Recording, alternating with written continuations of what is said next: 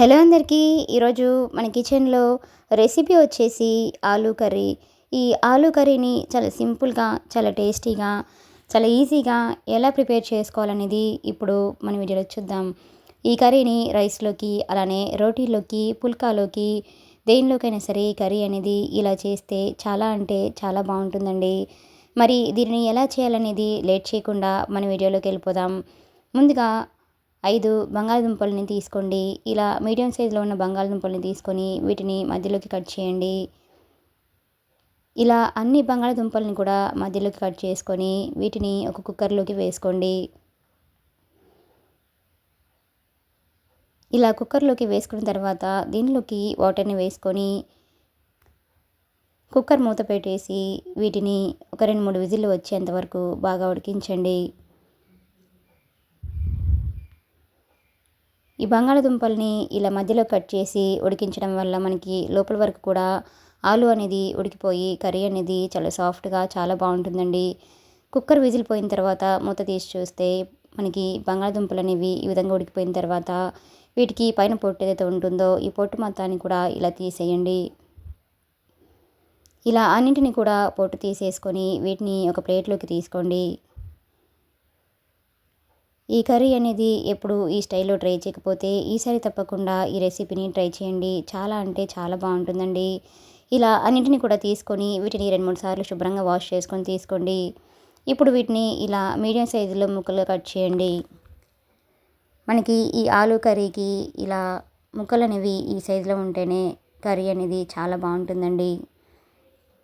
ఇలా అన్ని పొటాటోస్ని కూడా ఈ విధంగా మరీ పెద్ద ముక్కలుగా కాకుండా, అలాగని మరీ చిన్న ముక్కలుగా కాకుండా ఈ విధంగా మీడియం సైజులో కట్ చేసుకొని వీటన్నింటిని రెడీగా పక్కన ఉంచండి.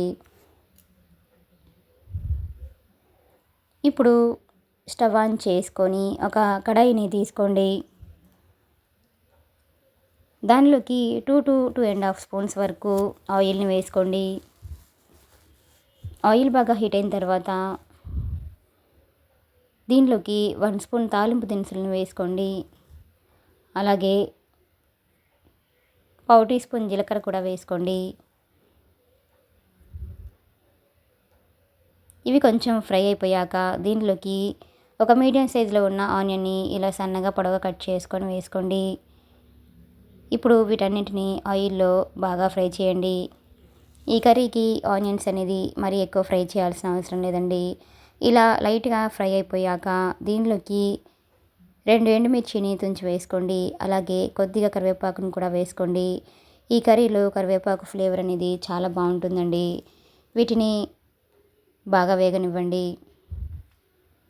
ఇప్పుడు దీనిలోకి పావు టీ స్పూన్ పసుపు వేసుకొని మరొకసారి బాగా కలపండి.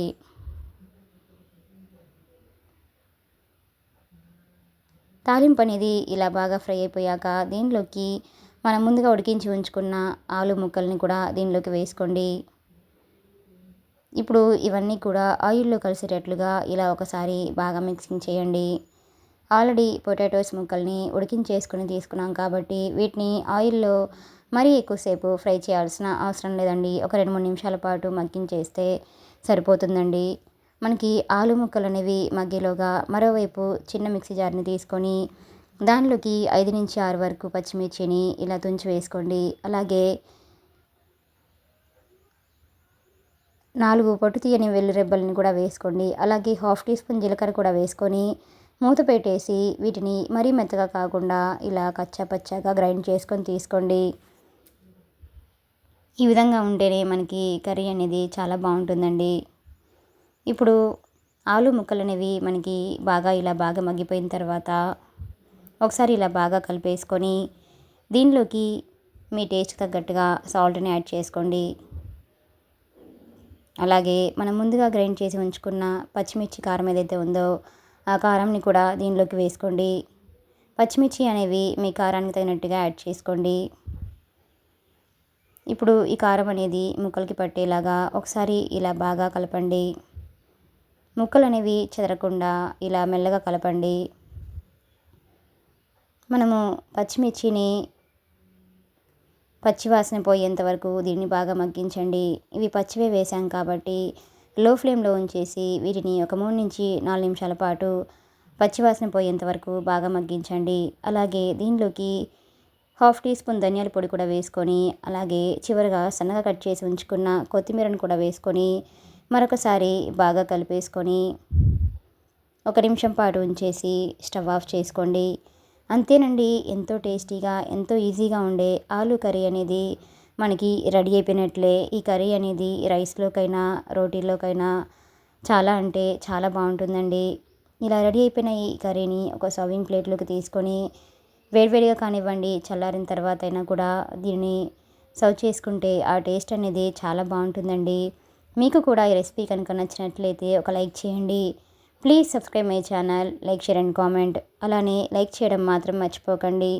మరిన్ని మంచి మంచి రెసిపీస్ కోసం మన ఛానల్ని సబ్స్క్రైబ్ చేసుకోండి. అలానే ఈ రెసిపీని మీ ఫ్రెండ్స్కి, మీ ఫ్యామిలీ మెంబర్స్ కూడా షేర్ చేయండి. Thanks for watching.